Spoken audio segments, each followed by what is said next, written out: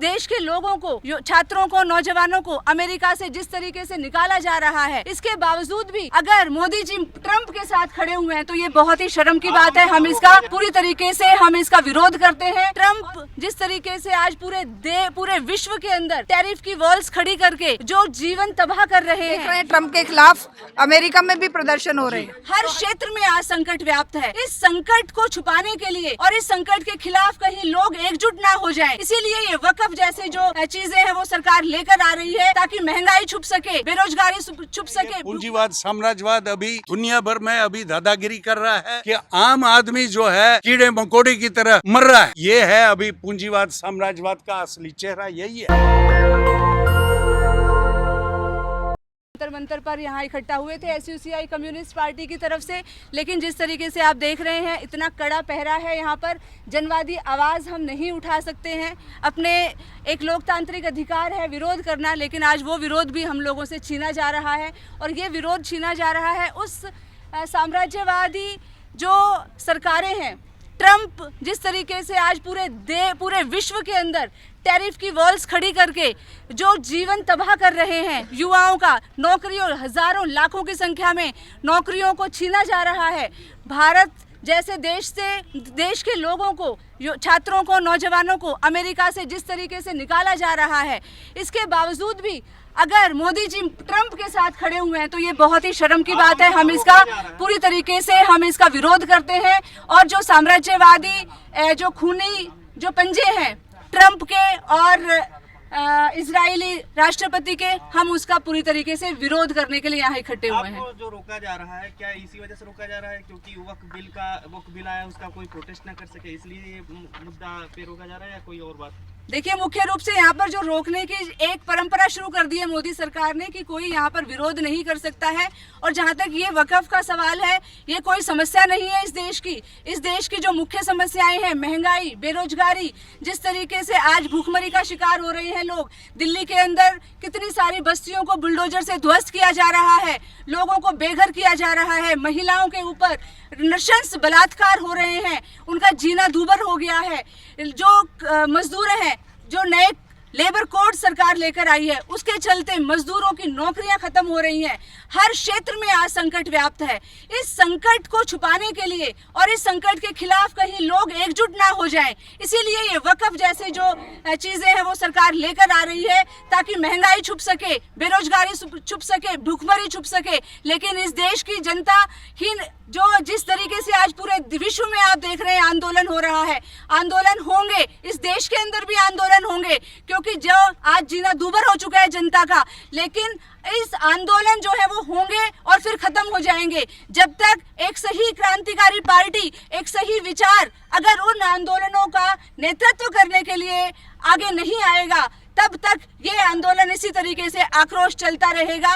और हम उम्मीद करते हैं, और ये हमारी एक ऐतिहासिक एक सच्चाई है कि हमारी एसयूसीआई कम्युनिस्ट पार्टी जो लगातार जनता के मुद्दों को लेकर आंदोलन कर रही है पूरे देश भर में, और यही पार्टी के नेतृत्व में जब तक इन साम्राज्यवादी पूंजीवादी सरकारों को खत्म करके एक सही समाजवादी मजदूर किसानों का राज कायम नहीं हो जाता, तब तक ये आंदोलन जारी रहेगा इस एसयूसीआई कम्युनिस्ट पार्टी के नेतृत्व। प्रशासन ने क्या कारण बताया आपको? प्रशासन ने कहा कि कोई किसी को अभी हम परमिशन नहीं दे रहे हैं किसी भी तरीके का प्रोटेस्ट करने का।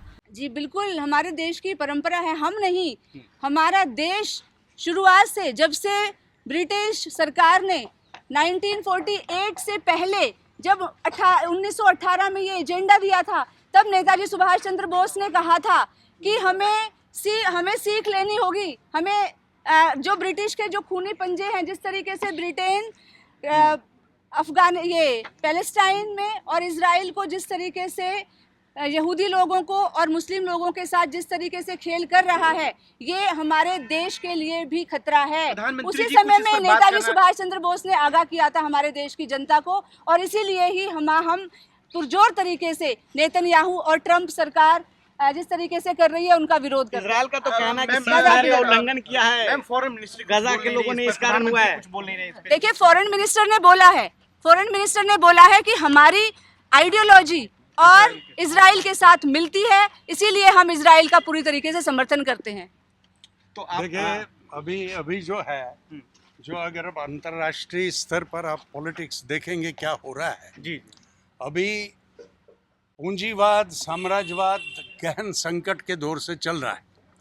आप देख रहे हैं जिस ट्रंप ने ये जो WTO का दौर चलाया था 1991-90 में, जी अभी वो उसको ध्वस्त कर रहा है। वो अभी टैरिफ्स लोगों पर लगा रहा है, हर देश पर लगा रहा है। ये पूंजीवाद ऐसे संकट में है जहां पर वो युद्ध के बिना जिंदा नहीं रह सकता है, क्योंकि बाजार सिकुड़ गया है। बाजार हिंदुस्तान में भी सिकुड़ गया है। अंबानी अदानी गवर्नमेंट की वजह से ऐश कर रहे हैं, बेईमानी कर रहे हैं, वहां पर एलन मस्क कर रहा है। इसी तरह जो है ये पूंजीवाद साम्राज्यवाद अभी दुनिया भर में अभी दादागिरी कर रहा है और युद्ध के बलबूते वो जिंदा है। युद्ध के बिना उनका बाजार है ही नहीं। वो अभी जो है हथियार बेच रहा है, हथियारों का ये कर रहा है, मतलब ट्रेड कर रहा है, और युद्ध और आतंकवाद छिड़ रहा है दुनिया भर। तो ये जो रशिया यूक्रेन और इजराइल गजा में सब बिल्कुल बिल्कुल अमेरिकी कंपनियों के कारण, बस हथियार बेचने के कारण है सब। आपस में प्रतिस्पर्धा है। रशिया का, चाइना का, अमेरिका का और गुट बने हुए हैं। ये सारे साम्राज्यवादी देश जो है अपना बाजार के लिए अभी युद्ध से ही, अमेरिका जो अफ्रीका में जो जन कल्याण का काम करता बिल्कुल जन कल्याण नहीं कर रहा है, वहां पर स्टरलाइज कर रहा है। वो बिल गेट्स का आपने पढ़ा होगा, वो किस तरह से वो जन कल्याण के नाम पर वो महिलाओं को स्टरलाइज कर रहा है, वैक्सीन के नाम पर वो स्टरलाइज कर रहा है। वो ये चाहते हैं कि जो गरीब आदमी हैं उनको जीने का अधिकार नहीं है, वो दुनिया के कैपिटलिस्ट पर बोझ है, इसलिए उनका सफाया कर लो। यही आपने कोरोना टाइम में देख लिया कि आम आदमी जो है कीड़े मकोड़े की तरह मर रहा है। ये है अभी पूंजीवाद साम्राज्यवाद का असली चेहरा, यही है।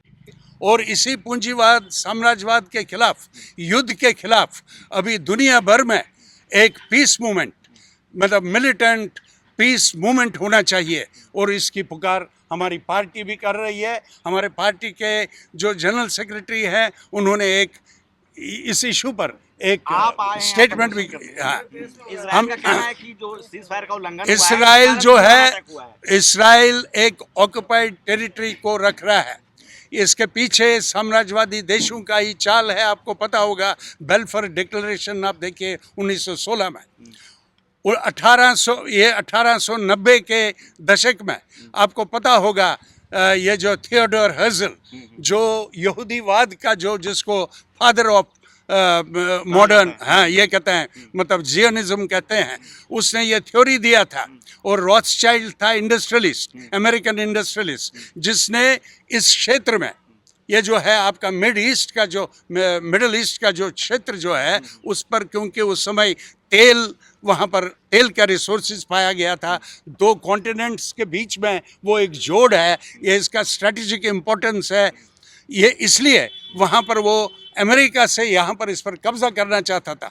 तो यहूदीवाद का वहीं पर शुरुआत हुआ, और सभी इम्पेरियलिस्ट कंट्रीज उन्होंने साजिश बनाई कि इस क्षेत्र को इस पर कब्जा करना चाहिए। 1948 में, 1917 में, 14 में जो फर्स्ट वर्ल्ड वार हुआ उसमें टर्की का डिफीट हुआ, ऑटोमन एम्पायर का डिफीट हुआ, और उस समय जो है ब्रिटेन के कब्जे में ये सारा मैंडेट में आ गया था। तो उन्होंने इम्पेरियलिस्ट कंट्रीज में एक तो हिंदुस्तान को डिवाइड किया, एक यहाँ पर डिवीजन का एक साजिश रचा, और वहाँ पर जो हज़ारों साल से यहूदी बेघर हो गए थे, दुनिया भर के यहूदियों को वहाँ लेके उसको बसाया वहाँ पर, और जो है पैलेस्टीनियंस को, जो वहाँ के बस्किन थे, उनको उखाड़ दिया। यही 1917 में, ये 2017 में, तो यही ट्रंप जो सरकार से क्या मांग करना चाहते हैं? हम उनको कहते हैं हिंदुस्तान का जो है साम्राज्यवाद विरोधी परंपरा है, जैसे इन्होंने बताया। हम ब्रिटेन के खिलाफ लड़ते आ रहे हैं, हम साम्राज्यवाद के खिलाफ लड़ते आ रहे हैं। उस परंपरा को जारी रखते हुए यहाँ पर जन आंदोलन के जोर पर ये मोदी और ट्रंप का जो गठजोड़ है इसको तोड़ सकते हैं, साम्राज्यवाद पूंजीवाद को परास्त कर सकते हैं। तारीफ से तो अभी भारतीय अर्थव्यवस्था की कमर टूटने जा रही है, खत्म हो रही है ना भारतीय अर्थव्यवस्था। तो ये देखिए, भारत को भी जो वो कहते हैं कि टैरिफ के आधार पर टैरिफ इतना थोपा। आपने तो एलन मस्क का तो ये तो टेस्ला तो देख लिया, 120% से 18%, 15% कर दिया टैरिफ। एलन मस्क का मार्केट ढूंढना है यहाँ पर, यहाँ का लोकल इंडस्ट्री को बर्बाद करना है, ये है इम्पेरियलिज्म। अमेरिका में प्रोटेस्ट हो रहे हैं। अमेरिका वहां भी प्रोटेस्ट हो रहा है। देखिए क्या हो रहा है, क्या हो रहा है।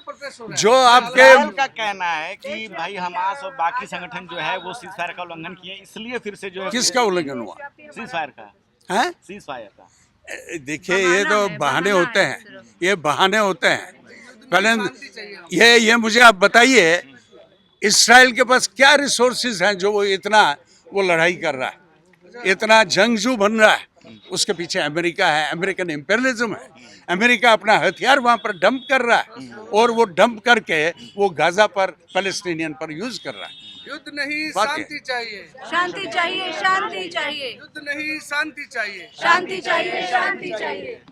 मैम आप क्या कहना चाहेंगे जिस प्रकार फिर से इजराइल ने अटैक शुरू कर दिया है और अमेरिका भी साथ उनका लगातार पिछले कई दशकों से दे रहा है, और अमेरिका का साफ साफ कहना है कि इजराइल को हम जो पीछे नहीं छोड़ेंगे, और फिर से लड़ाई और मासूम बच्चे मर रहे हैं। देखिए, विश्व भर में जिस तरीके से समस्याएं उभर रही हैं, उन समस्याओं को डाइवर्ट करने के लिए ये इजराइल और ट्रम्प मिलकर ध्यान भटकाने के लिए, आप देख रहे हैं ट्रम्प के खिलाफ अमेरिका में भी प्रदर्शन हो रहे हैं। तो हथियारों को खपाने के लिए और संसाधनों पर कब्जा करने के लिए और मानवता के विरुद्ध ये अटैक जो कर रहे हैं, इसके पूरे के पूरे विश्व में इसके विरुद्ध जन आंदोलन खड़े हो रहे हैं। और उन आंदोलनों को डाइवर्ट करने के लिए ये लोग इस तरह की हरकतें कर रहे हैं, अमानवीय रूप से अटैक करते हुए बच्चों को, महिलाओं को, किसी भी तरीके से ये जो कर रहे हैं वो बहुत ही निंदनीय है। और उसी के खिलाफ पूरे देश में 2 दिन का हमारी जो SUCI पार्टी है, ये इसके लिए विरोध प्रदर्शन कर रही है।